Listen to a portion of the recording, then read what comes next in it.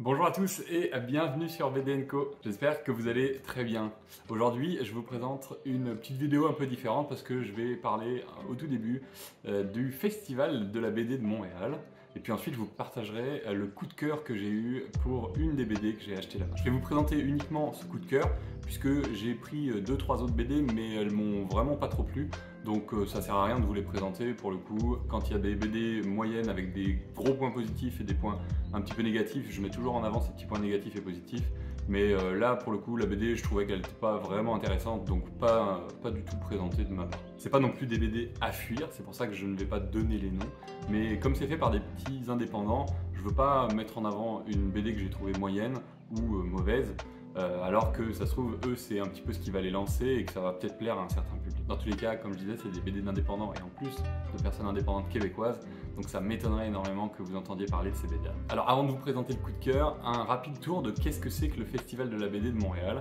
Et bien tout simplement, c'est un festival de BD qui se passe dans la rue, donc en plein milieu d'une grande rue, où toute la rue est mise piétonne et on va avoir plein de petits chapiteaux avec beaucoup de BDistes différents qui vont venir présenter leur travail et puis bien sûr toutes les maisons d'édition, toutes les grandes maisons d'édition qui vont venir ici aussi pour vendre des BD et faire dédicacer des BD si les auteurs sont là. Alors il y a un point qui est super positif mais qui en même temps de mon côté a été assez négatif, c'est qu'en fait il y a beaucoup de petits indépendants et de BDistes qui débutent dans la BD ou qui ont fait une ou deux BD mais qui n'ont pas été trop connus. C'est génial d'un côté parce que ça met en avant toutes ces personnes, mais de l'autre côté on a l'impression de connaître personne et quand j'y suis allé je connaissais aucun des auteurs, donc j'avais lu un petit peu sur internet mais j'en connaissais aucun d'entre eux. C'est donc assez difficile quand on se balade dans la rue de se demander quelle BD je vais tester, laquelle je vais pouvoir acheter pour essayer de voir si c'est bien ou pas. Et puis en fait c'est un peu du bingo quoi. On prend quelques BD au hasard, c'est quand même assez cher en plus je trouve. Pour des BD d'indépendantistes, elles valent le prix de BD hyper reconnues et éditées par des grandes maisons. Donc je trouvais que c'était un petit peu dommage, ça donnait moins envie d'acheter plein de petites BD différentes et puis de les mettre en avant si on les appréciait. De l'autre côté, les éditeurs, eux, ne faisaient même pas de rabais, donc je trouvais ça un peu étonnant qu'ils viennent proposer des BD dans la rue, mais au même prix que si on les achetait chez n'importe qui. Moi je trouve que c'est dommage parce que ça incite pas forcément les gens à acheter. Il faisait un soleil de plomb, les gens étaient contents d'être dehors et de regarder un petit peu des BD. Et je pense que si c'est des gens qui leur auraient acheté des BD de grandes maisons d'édition, ils vont pas attendre le festival de la BD pour l'acheter. Sinon, bien sûr, dans les points positifs, comme je disais pour les indépendantistes, mais aussi il y avait plusieurs parties de brocante un petit peu, où on pouvait trouver des petites pépites à pas trop cher. Et puis ce qui était sympa quand même, c'était le côté dédicace où il y avait énormément de personnes qui faisaient des dédicaces. Même si c'est des personnes pas très connues, c'est toujours agréable de voir des BDistes qui dessinent devant vous, qui font une dédicace pour vous. Je trouve que c'était vraiment bien, qu'ils mettent en avant toutes ces œuvres et puis tous leurs originaux pour mettre en avant leur travail et pas juste poser des BD et dire bonne chance, est-ce que ça va vous plaire ou pas, on ne sait pas. Dans tous les cas, comme je vous le disais, j'en ai acheté 3 ou 4 et celle que j'ai achetée et qui m'a beaucoup plu s'appelle La Méduse et pour le coup, cette personne qui s'appelle Boom a été éditée chez Popo qui est une maison d'édition québécoise qui avait notamment édité Guy Delisle avec Pyongyang notamment qui avait gagné un Fauteuil. C'est une des raisons de pourquoi j'ai acheté notamment cette BD là parce qu'elle était quand même éditée par quelqu'un qui était un petit peu connu, qui avait un œil déjà sur la BD et qui pouvait mettre en avant les petites perles qui vont sortir. Après l'auteur Boom, c'est pas une BDiste qui est sa première, elle a déjà fait une dizaine de petites BD mais un petit peu plus comme des comic strips, donc c'est vraiment une page égale une histoire. Parfois ça fait un petit peu penser à des tranches de vie, j'en ai pas acheté donc je sais pas si ça vaut le coup ou pas, mais en tout cas les gens avaient l'air de dire autour de son stand que c'est assez apprécié. C'est une personne aussi qui a fait énormément de travail dans l'animation avant, donc dans les dessins animés, et elle m'expliquait pendant qu'elle faisait sa dédicace qu'en fait son dessin au départ était vraiment très dessin animé et puis qu'elle l'a affiné de plus en plus et qu'à partir du moment où elle a senti qu'elle avait un dessin qui était plus affiné pour la BD, justement elle a sorti La Méduse et qu'elle se sentait un petit peu plus de faire une grosse histoire parce que c'est quand même une histoire avec beaucoup de pages. Et elle a sorti cette BD là, puis elle a été éditée, donc c'est une super performance pour elle. Bref, voilà un petit peu pour l'histoire autour de l'artiste. Maintenant, passons à cette BD La Méduse et pourquoi je l'ai appréciée autant que ça. Alors, il faut savoir que c'est quand même une histoire, comme je disais, un peu grosse, qui fait 220 pages et qui est dans un format un petit peu plus vers le manga, entre le roman graphique et le manga. Vraiment facile de prendre en main, couverture souple, vraiment très agréable pour le coup pour l'histoire, ça matche bien avec l'histoire, je trouve, la prise en main. Et d'ailleurs, si vous découvrez l'histoire, vous allez comprendre pourquoi je dis que ça matche bien avec la prise en main, parce que c'est une histoire qui est vraiment très touchante. Enfin, personnellement, ça m'a beaucoup touché. Et du coup, avec ce côté livre de poche, j'ai l'impression qu'on est encore un peu plus immergé dans cette histoire. Et donc, pour le scénario, on va suivre Odette, cette jeune fille qui a un petit peu plus de 20 ans et qui va découvrir qu'elle commence à voir une méduse. Alors, au départ, il explique en disant qu'elle a une méduse dans l'œil. C'est un petit peu un truc qui m'a fait peur, en fait, au début de la BD. Parce que je me suis dit, attends, c'est peut-être un truc un petit peu surréaliste, science-fiction. Et puis en fait, pas du tout. C'est une manière de dire qu'elle a une sorte de bulle noire dans l'œil dans laquelle elle ne voit plus. Et en fait, plus on avance dans l'histoire, plus on trouve que c'est super bien fait d'avoir cette espèce de méduse qui va se balader au milieu des pages. Je vous montrerai les pages plus tard, mais qui va se balader au milieu des pages. C'est vraiment super. On va donc suivre un petit peu son quotidien.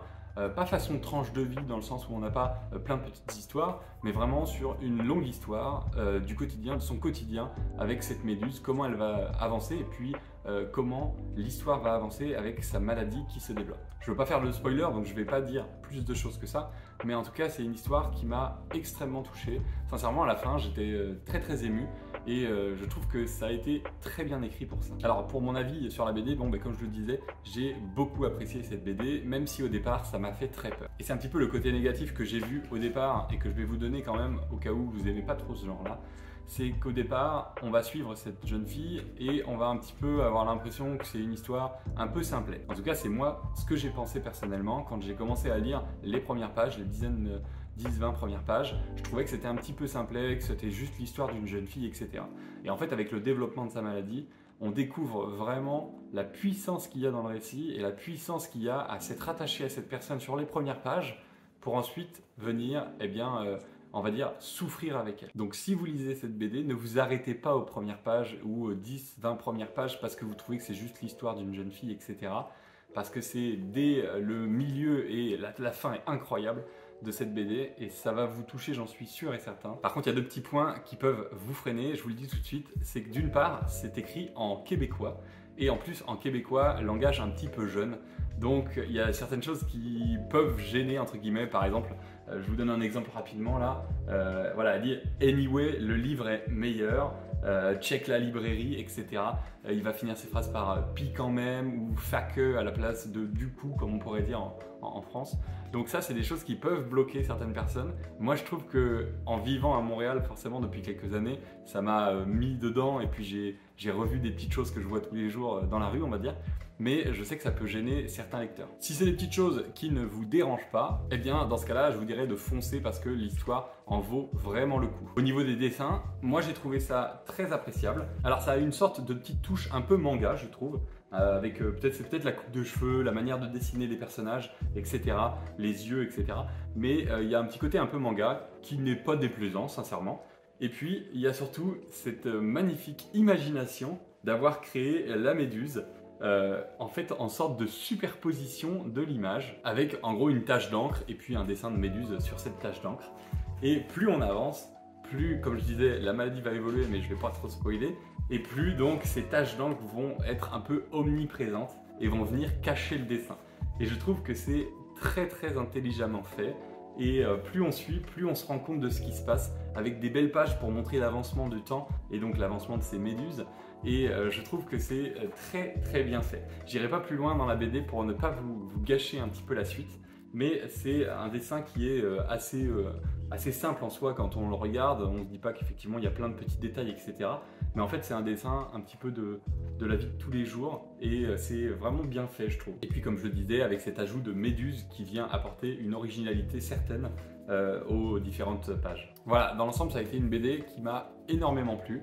Je vous ai donné les petits trucs qui pourraient potentiellement vous freiner, mais je pense que ça peut être une très bonne BD à lire. C'est une BD qui est très touchante parce qu'elle parle d'une maladie justement, et puis la manière dont la personne la voit, la manière dont la personne l'aperçoit, et surtout la manière dont les gens autour ne l'aperçoivent pas forcément et ne l'imaginent même pas. C'est un récit très humain et qui m'a personnellement énormément ému. Donc je vous le conseille. Je ne sais pas si c'est disponible en France, je pense puisque c'est aux éditions Popo, mais si c'est pas disponible en France, je ne sais pas s'ils le vendent du Canada vers la France. En tout cas, si vous arrivez à le trouver en librairie et que vous aimez un petit peu les histoires plus humaines, plus touchantes, un petit peu moins extravagantes, on va dire, eh bien c'est quelque chose qui peut vraiment vous plaire. Voilà, je voulais vous présenter aujourd'hui cette BD. Je sais que ça change complètement des BD que je présente plus classiquement, on va dire, mais c'est des BD que j'apprécie personnellement, donc je souhaite aussi vous les partager. Comme d'habitude, je vous demanderai de mettre en commentaire déjà si vous connaissez cette BD, même si ça m'étonnerait, mais si vous la connaissez, et puis si c'est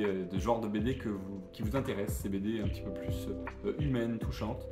Dans ce cas-là, forcément, j'essaierai de vous en présenter quelques-unes. Et puis bien sûr, vous abonner si vous n'êtes pas encore abonné à mes vidéos et mettre un like si vous avez apprécié celle-ci. Je vais essayer de reprendre ma dernière liste de lectures que j'avais commencé il y a 2 semaines. Je vais essayer de faire une vidéo dans une semaine, comme ça je récupère plutôt que de le faire que toutes les 2 semaines et que ça décale un petit peu ce que je souhaitais vous présenter. Et puis moi je vous dis à dans 2 semaines pour la prochaine grosse vidéo. C'était BD & Co.